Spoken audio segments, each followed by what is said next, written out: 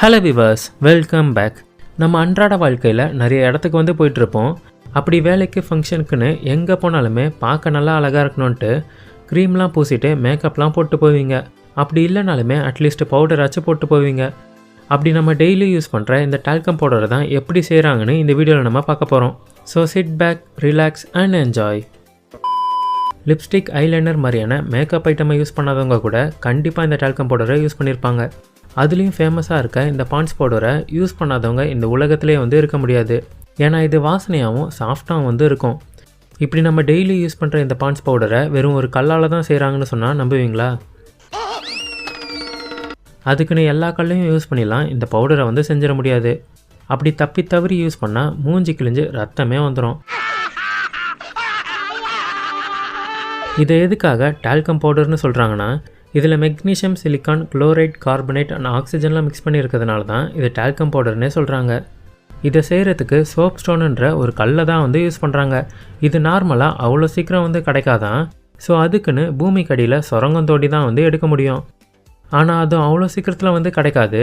அப்படி கிடச்சிதுன்னா ஜாக்பாட் அடித்த மாதிரி மொத்தமாக டன் கணக்கில் வந்து கிடைக்குமா. இப்படி இந்த கல்லை தோண்டி எடுத்ததும் அதை சுரங்கத்துலேருந்து மேலே எடுத்துகிட்டு போயிட்டு லாரியில் ஏற்றி ஃபேக்ட்ரிக்கு வந்து அனுப்புகிறாங்க. ஃபேக்ட்ரிக்கு வந்ததும் அந்த கல்லை நல்லா வாஷ் பண்ணிவிட்டு காய வைக்கிறாங்க. ஏன்னா அப்போ தான் அதில் இருக்க அழுக்கெலாம் வந்து போகுமா. அப்படி காஞ்சதும் அதை மிஷினில் வந்து போட்டுட்டு சின்ன சின்ன பீஸாக வந்து கட் பண்ணிக்கிறாங்க. இப்படி பீஸாக இருக்க துண்டுகளை கிரைண்டிங் மிஷினில் போட்டுட்டு அதை பொடி பவுடராக அரைச்சி வந்து எடுத்துக்கிறாங்க. இப்படி அரைக்கும் போதே பார்த்தீங்கன்னா பாதி கல் அரையாமல் அப்படியே இருக்கும். ஸோ அதை எடுத்து திருப்பியும் வந்து அரைக்கிறாங்க. அரைச்ச அந்த பவுடர் பார்த்தீங்கன்னா நல்லா நைஸாக ஸ்மூத்தாக வந்து இருக்குது. இந்த பவுடரை அப்படியே பேக் பண்ணி இன்னொரு இடத்துக்கு மூவ் பண்ணுறாங்க. அங்கே போய் மறுபடியும் அரைக்கிறாங்க. ஐயோ, மீண்டும் மீண்டுமா? அப்போ தான் நம்ம ஃபேஸில் யூஸ் பண்ணுறதுக்கு ஏற்ற மாதிரி சாஃப்டாக வந்து இருக்கும். இந்த பவுடரை அப்படியே யூஸ் பண்ண முடியாதுல்ல, நல்லா ஃப்ராக்னன்ஸாக இருந்தால் தான் யூஸ் பண்ணவே வாங்குவாங்க. ஸோ அதுக்கு அதில் கிளைக்கால், லெமனேட்னு கிட்டத்தட்ட 10க்கு மேலே பொருளை ஆட் பண்ணி அப்புறம் ஃப்ராக்னன்ஸுக்கு ஏற்ற மாதிரி டிஃப்ரெண்ட் ஃப்ளேவர்ஸில் டிஃப்ரெண்ட் ஃப்ராக்னன்ஸையும் வந்து யூஸ் பண்ணுறாங்க. அப்புறம் இதெல்லாம் நல்லா மிக்ஸ் பண்ணிவிட்டு தேவையான ஸ்மெல்லுக்கு கரெக்டாக வந்ததும் அதோட குவாலிட்டியெல்லாம் செக் பண்ணிவிட்டு ஓகே ஆனதும் அதை எல்லோரும் யூஸ் பண்ணுறதுக்கு தயாராகிடுச்சு. அண்ட் சின்ன குழந்தைங்களாம் யூஸ் பண்ணுற இந்த பேபிஸ் பவுடரை இப்படி ரெடி பண்ணுறதே இல்லை. அதோட கதையே வேறு.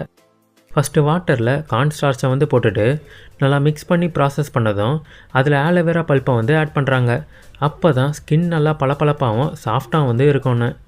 அப்புறம் குழந்தைகளுக்கு அலர்ஜிலாம் வரக்கூடாதுன்ட்டு ட்ரை கால்சியம் பாஸ்பரேட் என்ற கெமிக்கலை நல்லா ஆட் பண்ணி ப்ராசஸ் பண்ணால் பேபிஸ் பவுடர் வந்து ரெடி. இதையுமே நல்லா டெஸ்ட் பண்ணதுக்கப்புறம் தான் ஓகே பண்ணுறாங்க. அந்த பவுடரை டிஃப்ரெண்ட் சைஸில் இருக்க பாட்டிலில் வந்து போட்டுடுறாங்க.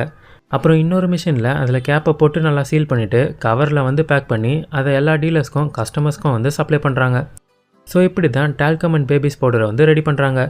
இப்படி பவுடர்லாம் ஃபேஸில் யூஸ் பண்ணுறதுனால ஃபேஸ் கருத்துடோன்ட்டு நிறைய ரூமர்ஸ்லாம் வந்து இருக்குது. அதை நம்பாதீங்க. So that's it from today's video. இந்த வீடியோ உங்களுக்கு பிடிச்சிருந்தா லைக் பண்ணுங்கள். அப்படி உங்கள் ஃப்ரெண்ட்ஸ் அண்ட் ஃபேமிலிக்கும் ஷேர் பண்ணுங்கள். மேலும் பல இன்ட்ரெஸ்டிங்கான வீடியோஸை பார்க்கறதுக்கு நம்ம சேனலை மறக்காமல் சப்ஸ்கிரைப் பண்ணுங்கள்.